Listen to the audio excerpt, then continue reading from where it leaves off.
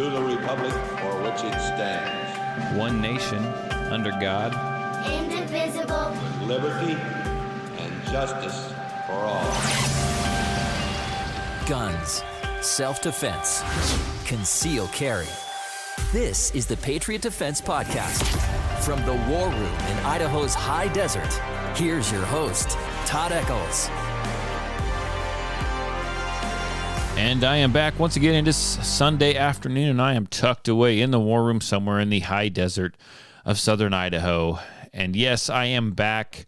I know I have not been back. I have not put out a podcast in the last couple weekends. And anyhow, life. I know people love to hear them, and people count on hearing them. But I'm sorry, life happened, family showed up, all kinds of stuff happened, but I am back now, and we have some pretty big stuff to talk about today. It is just me, and so I have downloaded a bunch of clips and audio files and stuff like that we will check out, some good stuff that I want to point out, and some of the ups and downs of the last, in the Second Amendment world in the last couple weeks. But let's start off with the small talk, like we usually do. I've been real busy as the weather has turned nicer. I've been real busy with classes, people signing up for classes. It's fantastic. I have people showing up for classes, and it's always interesting to find out people's why. Why are you here to take a class? Why did you buy your firearm? And I always ask, and there's no right or wrong answer, but I always ask. Some people they see the way of the world, and the way the world's going, the way the country's going, and they just want to be prepared. So there's that. There's people who used to carry a gun or had shot in the past and kind of want to freshen up their skills a little bit. And I even get some people that are preparing for the end of the world. So it doesn't matter why you want to take a class. As long as you take a class, as long as you are a responsible gun owner and you want to come and take a class and learn your skills and learn the safety and learn how to do things right, it doesn't matter to me why you're here, as long as you're here being responsible. So it doesn't matter why. Show up for any reason. Doesn't make a difference to me. I'll teach you how to be a safe and responsible gun owner. And I had a big family group show up the other day. It was awesome. There was like 15 or 16 people in this family that showed up, and we had anywhere from adults to the patriarch of the family, the grandpa of the family, clear down to 13, 14-year-old girls in this family group, and everyone had a fantastic time.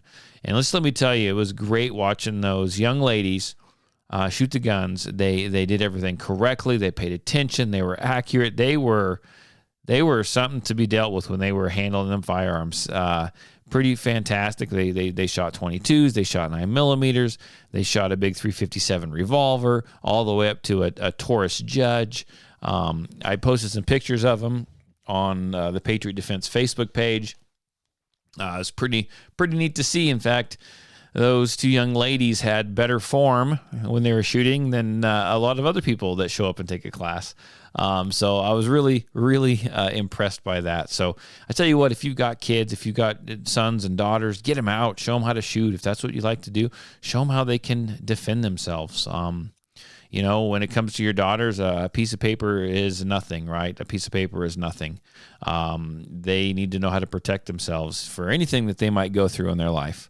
I think it's very important. I think especially with young women or with just, females in general, it kind of helps helps level the playing field.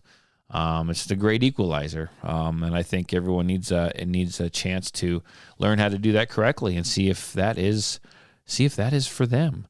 I'm trying to think, I haven't, people always ask me, Todd, have you bought any guns? Have you, you're the gun guy. Do you buy guns? Once again, I'll say it again. For those in the back, louder if I have to. I really don't buy firearms. I have a handful of handguns and some rifles for hunting, and that is just about it. I usually spend my money on ammunition, stuff like that. I will say that ammunition is pretty reasonable right now. It's not as expensive as it once was. It's not as low as it used to be. But it's not too bad. And it's honestly keeps going down a little every few months. So get it while you can. I think I don't have any inside information here, but I think as we move on and through the rest of the year, I think that there's quite possibly you could see another run on ammunition. I know that there was an article the other day talking about Lake City brass and their 223, their 5.56 rounds. And the government, I have to look at the article again, but the government wants them to shut down or wants them not to sell to the general public. And I think that if that happens, it's going to cut into about 30% of that market. So I would keep an eye on that. Keep an eye on 9mm, and the calibers that you carry. And I'm going to tell you right now, like I said before, buy it right now while it's cheap. And it's pretty cheap compared to what it was. Buy it right now so you're not in a panic if something happens. You're not in a panic if you can't buy it. You're not in a panic if the price goes through the roof. Be prepared, man. Be prepared. That's all. Few bucks. Don't buy that next gun. Take a few dollars. Go buy some ammunition. It's good to be prepared. I'm trying to think back if there's anything else that I want to talk about before we get into the meat of the subject, and I don't believe that there is. So let's just jump right into it. We had two big things happen over the last few days, right? It was about 2 or 3 days ago that they all took place, and here I am. You guys are probably sick of hearing it by now, but you're going to. I was unable to jump on the podcast then, but we had the big ruling come down from the Supreme Court, right? That went ahead and they came right out and they said that, well, I'll tell you what, this is what they said. I'll go ahead and play this audio clip for you right now. Recent release of the landmark Supreme Court Bruin opinion, there's been no shortage of media pearl clutching about how the court has expanded gun rights. The hell they did. Our right to keep and bear arms, including outside the home, are natural rights. Rights that predate this opinion and even the Constitution. Today's Bruin opinion simply restored the natural rights of tens of millions of people to where they were all along. I'm Bill Sack, your favorite attorney with the Firearms Policy Coalition legal team. And I'm back too. I've got to remember to push the right buttons there. So what happened was they went ahead and they revisited the ruling out of New York, right? And what it was I got an article to talk a little bit more about it, but I'm all over the place today, guys. I'm all over the place. Had a lot of caffeine. It's been 2 weeks. I'm trying to remember how to do this thing, man. All this stuff kind of wears off. But Justice Clarence Thomas said that the constitutional right to bear arms in public for self-defense is not a second-class right subject to an entirely different body of rules. And just as the First Amendment doesn't allow the banning of unpopular speech, the Second Amendment is not limited to people who can demonstrate a special need to carry a gun in public. So places like New York, places like California, in fact, New York is kind of where this started. When you go and apply for a permit in New York, you have to prove why you need that permit. And they will typically, but they will issue a permit lots of times. But they will say that you don't have the right to carry in public, that you can carry at home or you can carry when you're out away from people, off in the woods hunting or for target practice. But other than that, you can't carry in public outside of your house. And if you want to, you have to prove that right. Essentially, it boils down to you have to know someone who knows somebody who knows someone. You have to be someone, right? You have to be someone. You have to be willing to pay a lot of money to go ahead and get this, to have that right. And the Supreme Court just came out and said, hey, if you live in a state where that's happening to you, they're treating you like a second-class citizen. And that's not right. And so they came out, and so now all these states are kind of struggling. I don't know if they're struggling, but they are, like California and New York, stuff like that. They are having to relook at this now, and they're going to have to start issuing some permits. Now, they're still going to be, allowed to keep firearms out of different sensitive areas. A lot of them are having to come up with different permitting type things for you to do to be able to get permitted. And I guarantee you places like, places like New York aren't going to go down without a fight. But let's check out this audio clip first. Court ruling on guns could have far-reaching implications for the right to carry in states across this country. So our Devin Dwyer spoke to the advocates who brought the case and are cheering today's ruling, as well as those concerned about the potential fallout. The decision is a win for gun owners like Cheryl Apple, a mother of 5 and small business owner we met in upstate New York, and who told us she needs a loaded concealed handgun in public for her safety. The uptick in violence has just been astronomical. The gun violence. I just felt that I needed to be able to protect myself. Self-protection was at the heart of the Supreme Court's decision today and on the minds of thousands of gun-owning Americans who want their weapons close at hand. Apple was approved for a license under New York's concealed carry law, but it wasn't easy to get. The Second Amendment does not end at your doorstep. Tom King, president of New York State Rifle and Pistol Association, brought the Supreme Court case, hoping to take down the state's requirement of a proper cause to carry a gun. Proper cause is a restriction. It's something that the anti-gunners put in there to keep the guns out of the hands of lawful citizens in New York State. Today, King telling ABC News his group's 27,000 gun owners, many of whom were denied concealed carry permits, are ecstatic. I've been hearing from California, New Jersey, and other states, people calling up and saying thank you because it's ultimately going to affect us here. And, it was such a breath of fresh air for the Second Amendment people. The ripple effects will reach far beyond New York. 8 other states, home to around 80 million Americans, have similar concealed carry rules that now all could be rolled back. That requirement for showing a heightened need for self-defense, that was the teeth of these permitting laws. We can expect in the future that more people will be carrying handguns on the streets in places like Los Angeles, Boston, and New York City because of this decision today. And that most concerns people like Albany, New York Mayor Kathy Sheehan, who fears more guns, even in the hands of licensed and trained citizens, will mean a tinderbox on her streets. The types of disputes that would be settled by people yelling at each other, maybe engaging in a fist fight, are being settled with guns. Even people who are well trained, who are prepared and carry a gun, oftentimes have to make split-second decisions that they then regret. That is such a cop-out. I mean, I remember, just because you have a firearm, if you can legally carry a firearm and you carry it, does not mean there's going to be bloodshed in the streets, right? And people aren't going to duel it out like they did in the Wild West. I mean, that's just not the way it works.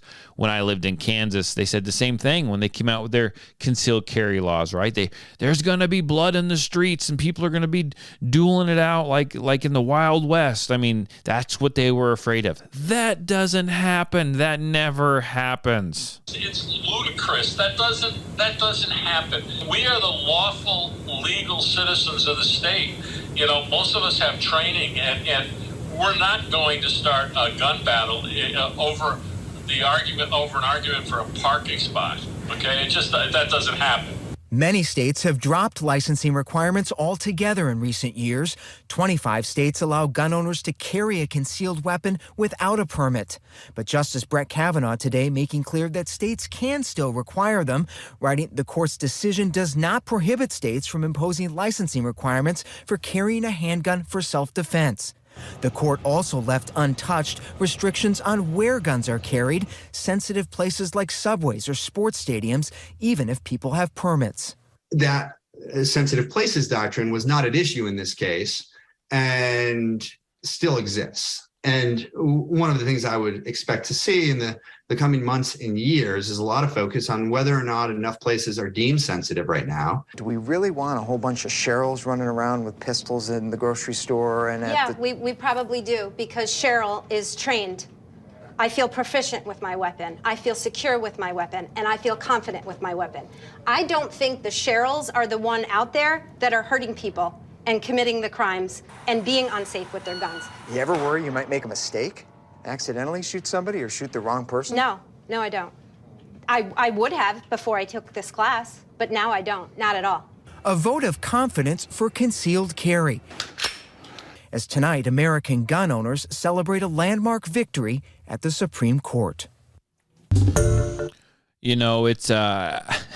it's interesting, the way the media always spins it, right? The way they're always trying to, they say they're trying to be fair, but they always lean to one side, especially when they were questioning the gal in that article. I mean, she needed to carry. She went out. She got trained up. She took some classes.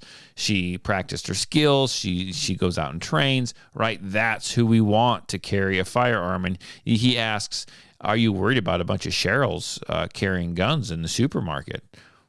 No, because when's the last time you heard of a Cheryl going in and shooting up a supermarket? You have not. You haven't heard of that. You hear of bad people doing horrible, evil things, right? Because bad people aren't going to obey the laws. They aren't going to obey the laws. They're going to do whatever it is that they want to do when they want to do it, regardless of what the law says. A criminal's not supposed to have a handgun anyhow, but you know what? They got one.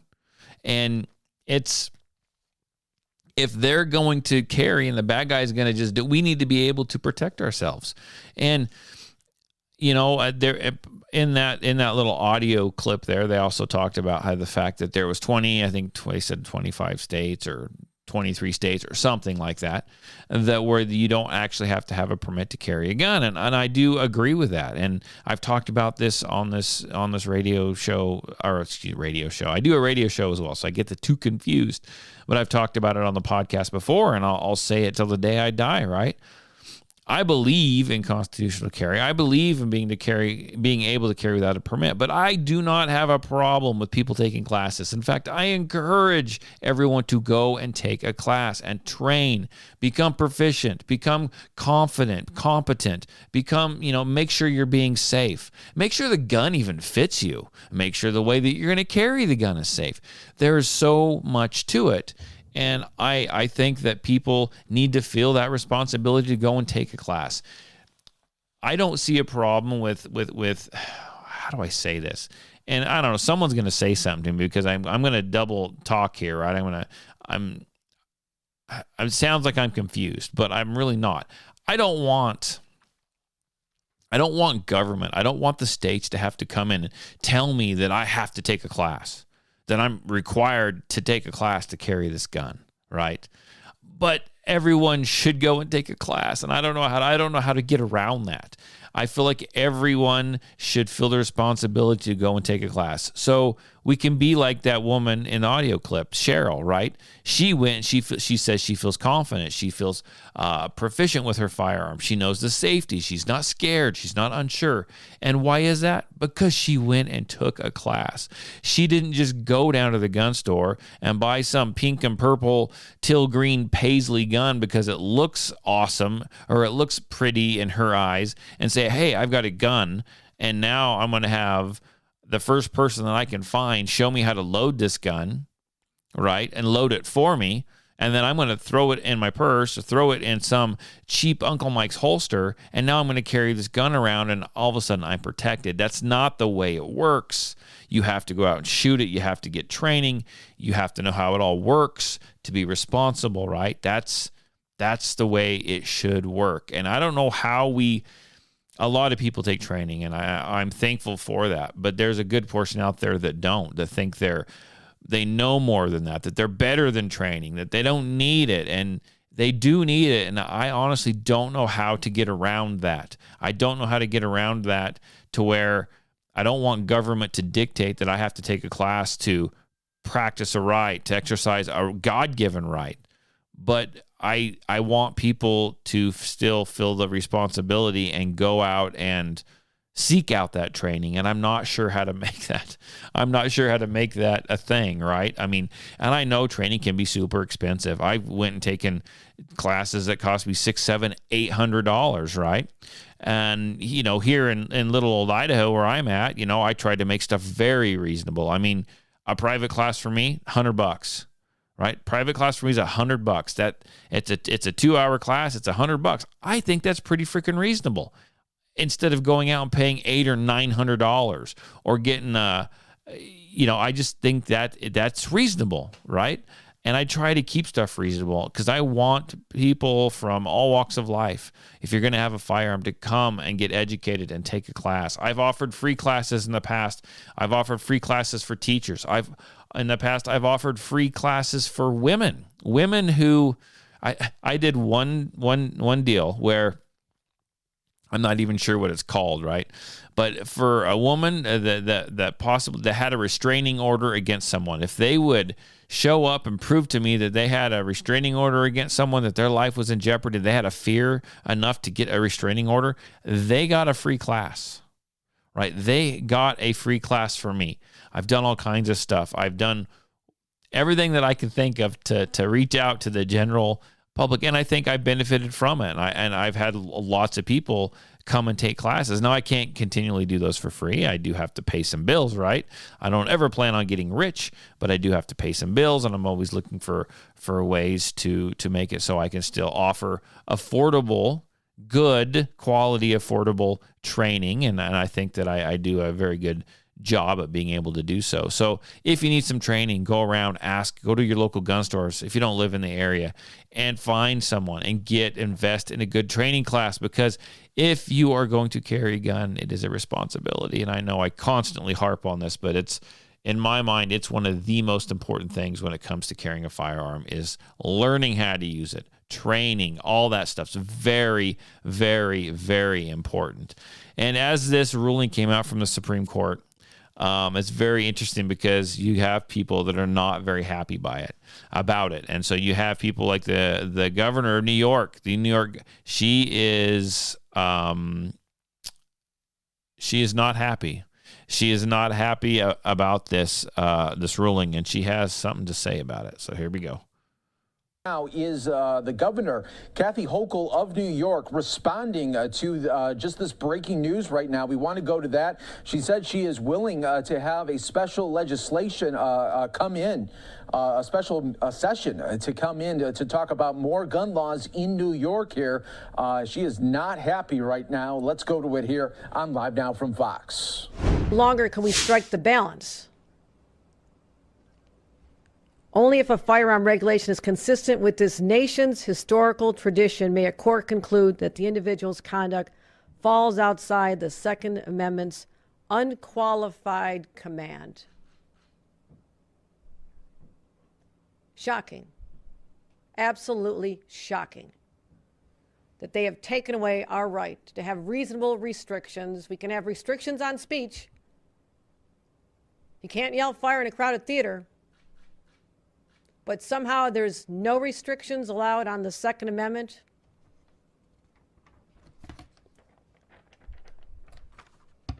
This is New York. We don't back down. We fight back.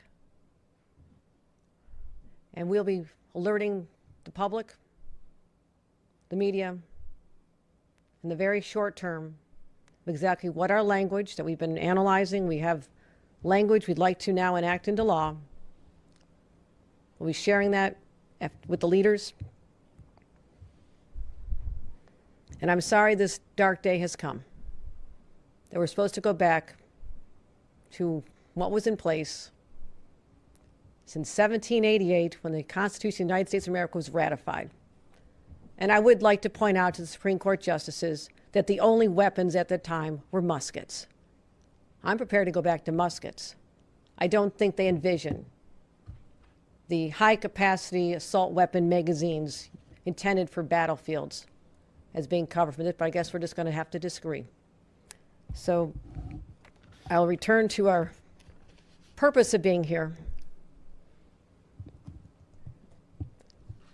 and let people know that our new laws are going to be looking at restrictions on sensitive locations, changing the permitting process, creating a threshold for those. We're going to have training requirements.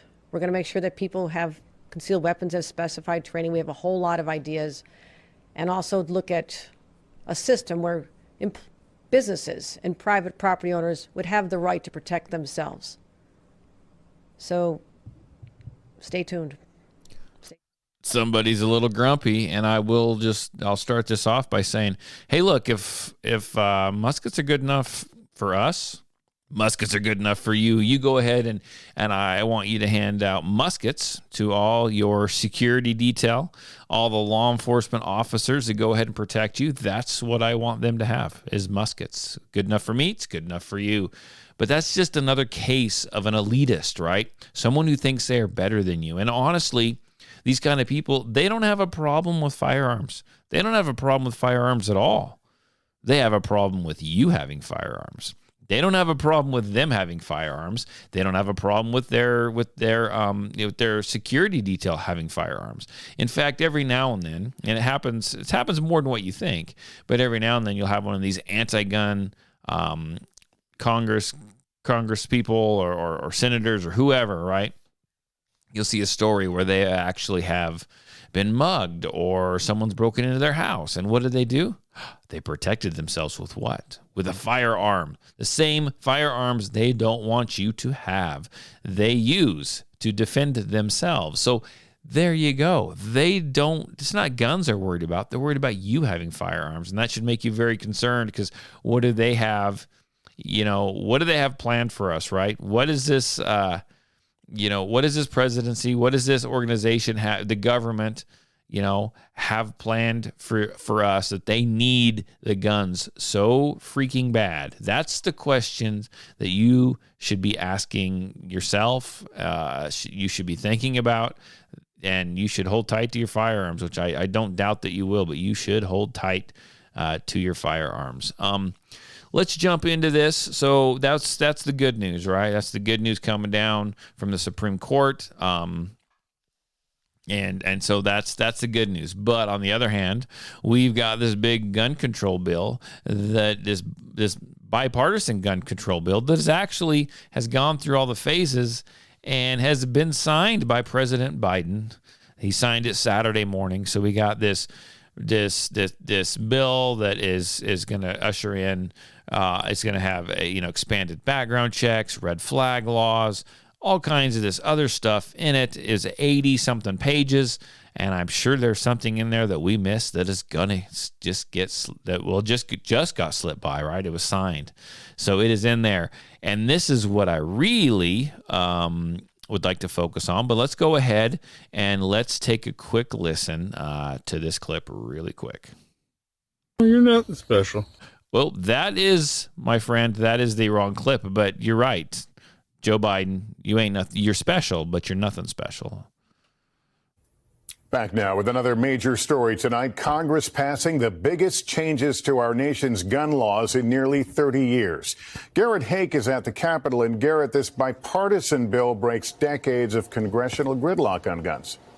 Yeah, that's right, Lester. Lawmakers in both parties hailed this as a significant breakthrough on an issue in which Congress has traditionally failed to act, despite enormous public pressure to do so. Now, this bill centers around enhanced background checks for any would-be gun buyers under 21, new resources for states to enact red flag laws, and a $7 billion investment in mental health programs. The Senate acting first, passing the bill late last night in an emotional vote as gun violence survivors and advocates looked on. 15 Republicans joining all Democrats in support.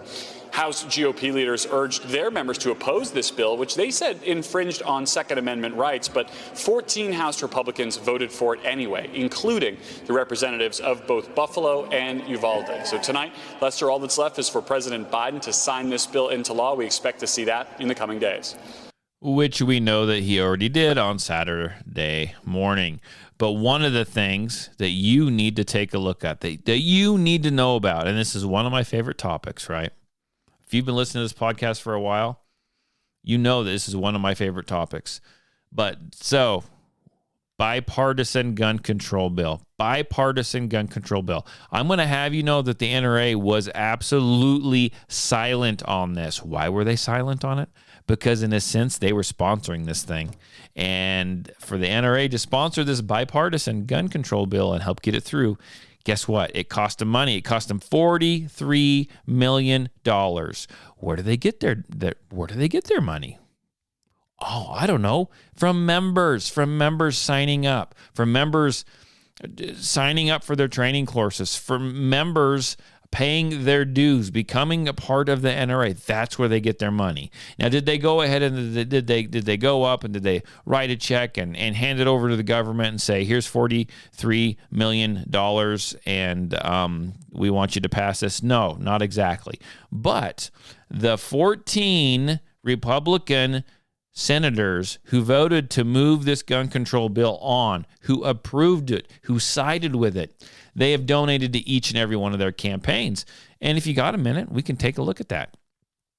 So you got John Cornyn, which kind of spearheaded this thing, and the NRA has given him $78,000. We had Susan Collins. She received $19,000.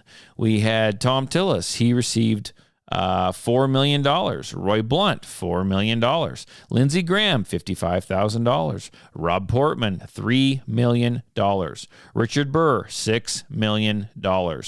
Mitt Romney, $13 million. Bill Cassidy, $2 million. Mitch McConnell, $1 million. Shelley Moore, $341,000. John Ernst, $3 million. Lisa Murkowski, $146,000. Todd C. Young, $2 million, almost $3 actually, $2 million. That's how much the NRA has given them in their when they were running, so they can keep their seat for their that's how much they've received from the NRA for those things, for their race, right? That's what they've received. So those people were essentially bought and paid for by the NRA. But yet, guess what? They got the red light. They got the green light. Go ahead. We're not going to stop you. Go for it. Go ahead and vote against this thing. And most of those, not all of them, most of those people who voted for this bipartisan gun control bill, guess what? They have an A rating by the NRA. That should make you question. That should make you think about this. Where, if you are a member of the NRA, where is your money going right now? What is it funding? You essentially funded this. You paid the NRA. You funded this. Now, I'm going to go ahead and say right now, because someone might call me out. I am not a member of the NRA. I am an NRA certified instructor. So every few years, guess what? They get about $80.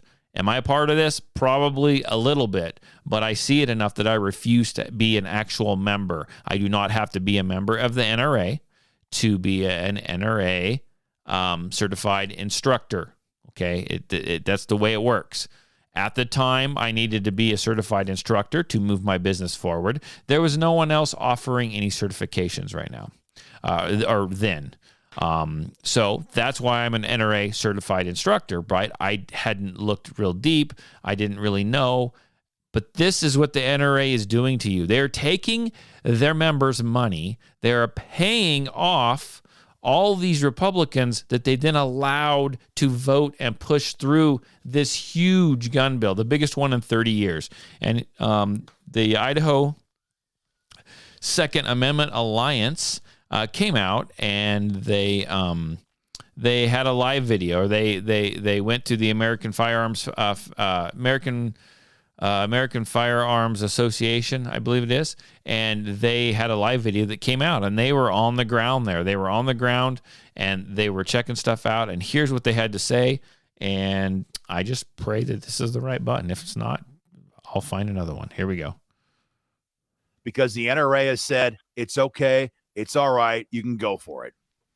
Yeah, that's exactly right. And, so what we just heard from Patrick there is on any other normal gun bill, the people are doing their jobs. AFA is doing their jobs. Our people are pounding these legislative offices with massive gobs of voter contacts, right? I mean, they're getting phone calls, they're getting emails.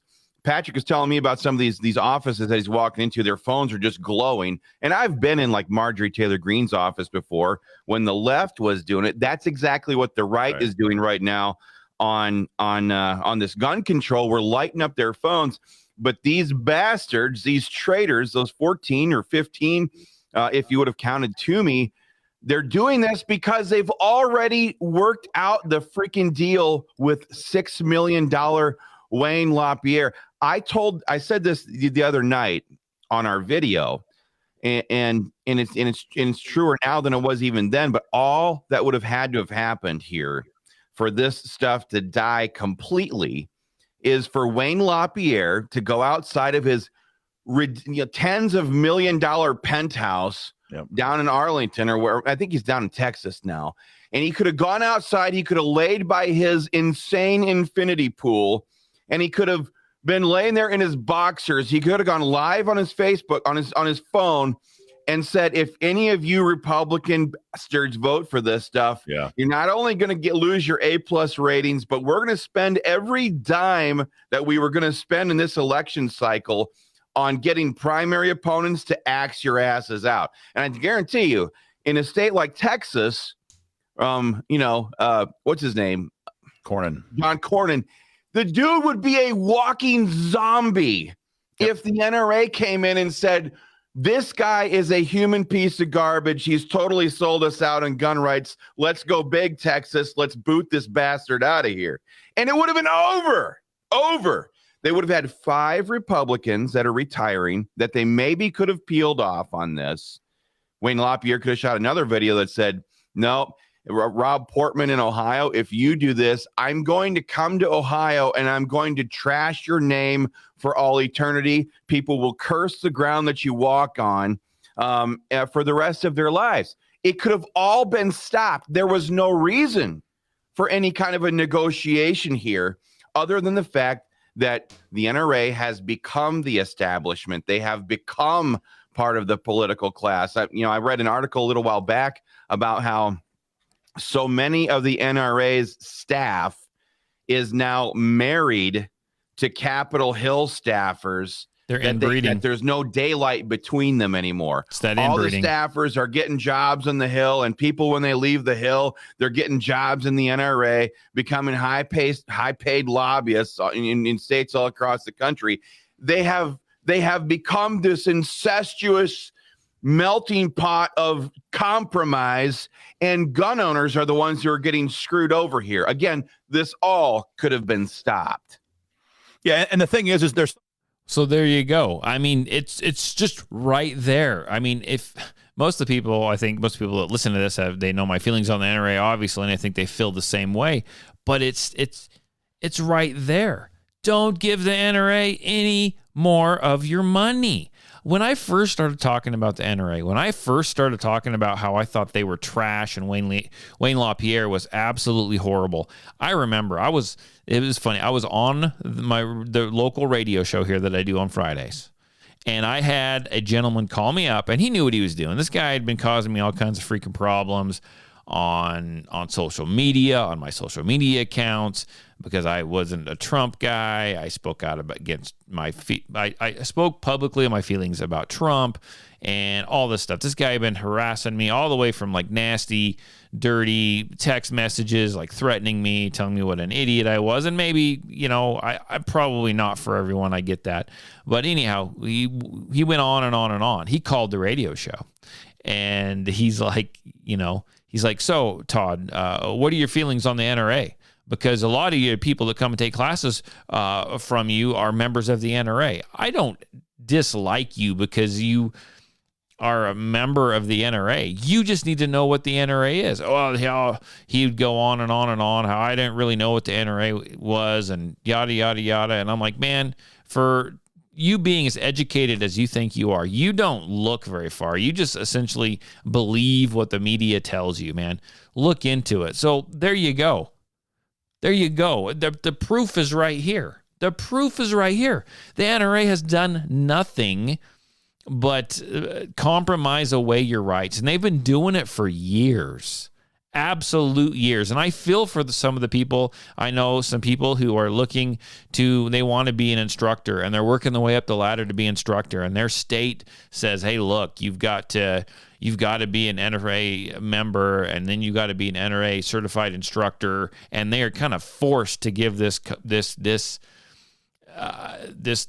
horrible mafia type gang their money, right? They're forced to do it. These organized criminal organization. They're forced to give them their money, and I feel for them. But if you don't have to do it, don't do it. Know who you're dealing with. Find like the American Firearms Association, the GOA, the Gun Owners of America. Find those people and give them your money. Find someone who you think you can support. I'm not going to tell you who that is. Find someone that works for you. But I guarantee you right now, it ain't the freaking NRA. I was just talking on the phone with a buddy of mine the other day. He bought a rifle at a local store, right? And I'm not knocking the store or anything like that, but as soon he says he literally got home and like within a week he got something from the NRA. He goes, it happens whenever I buy a firearm.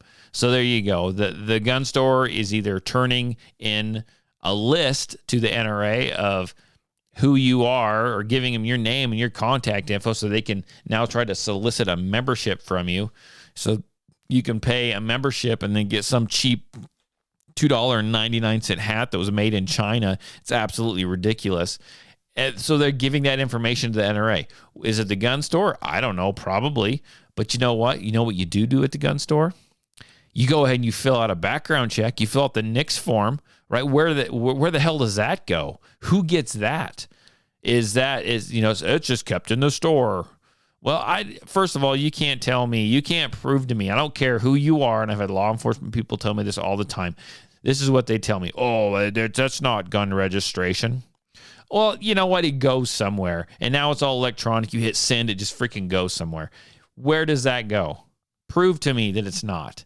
I believe that in a sense that it probably is. That's what I believe. And I don't know, is the NRA, if they're pushing this gun control bill, right? If they're behind it, they essentially paid for it in a certain extent. They bought those 14 senators, right? Then is where is they going with this? Oh, then are they giving is the government giving that information to the NRA on you? Is this like I scratch your back, you scratch my back type of thing, and then the public will make it look like we all hate each other? I don't know. I mean, it's an idea, right? Somehow they get your info.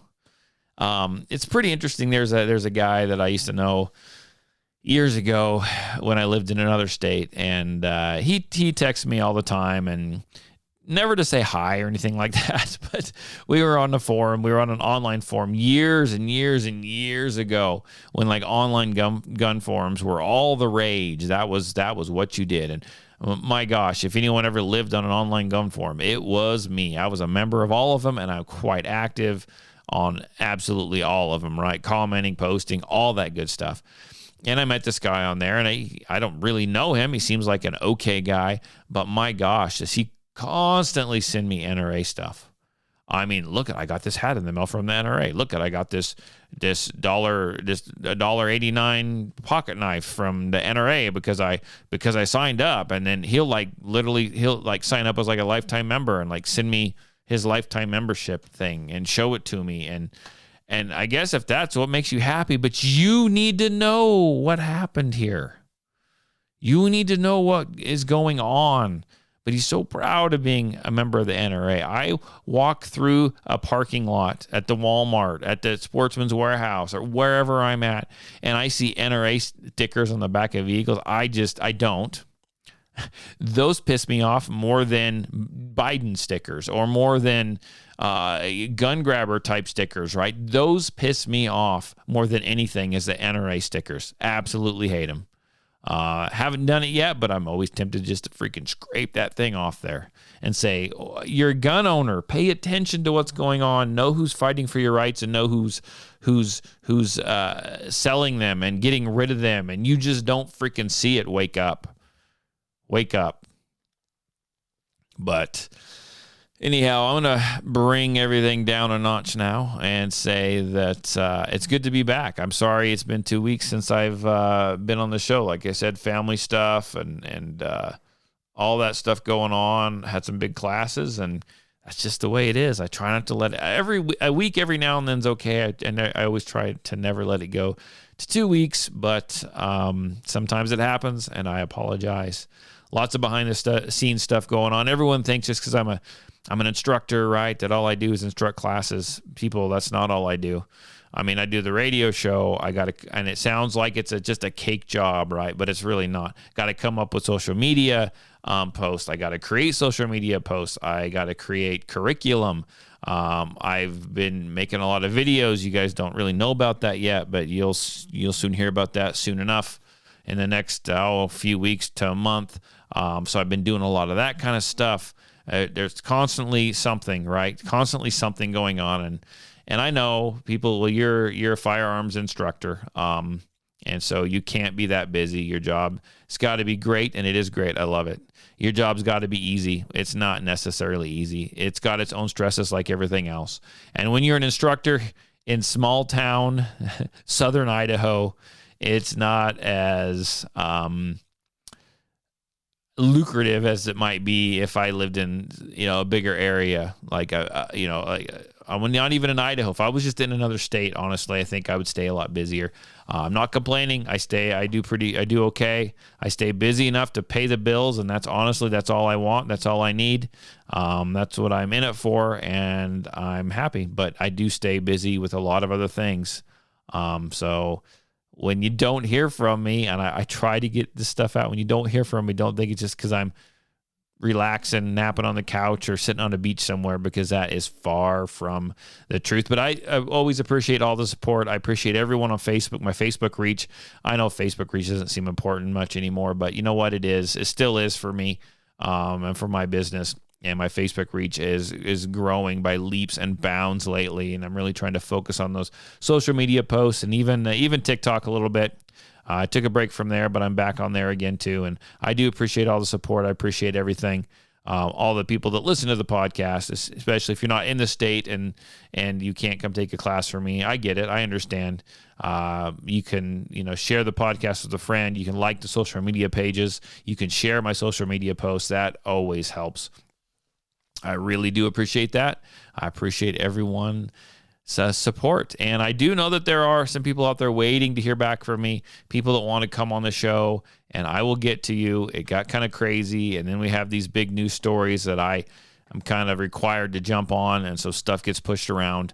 I will be getting back to you soon, I promise. And we will get something scheduled and on the way. If you got any questions or comments, you can always call me. You can always text me. Area code 620-794-6223. It's area code 620-794-6223. And once again, I am very appreciative of everyone that has supported me through subscribing to the podcast, the social media thing, taking a class, word of mouth, whatever you do to support me. I really do. I really do appreciate it. Just want to let you guys know that. And I'll try to be back this next weekend. Everyone have a safe week. Get prepared. Stay healthy so you guys can enjoy the 4th of July, which is just right around the corner. Talk to you later. Bye.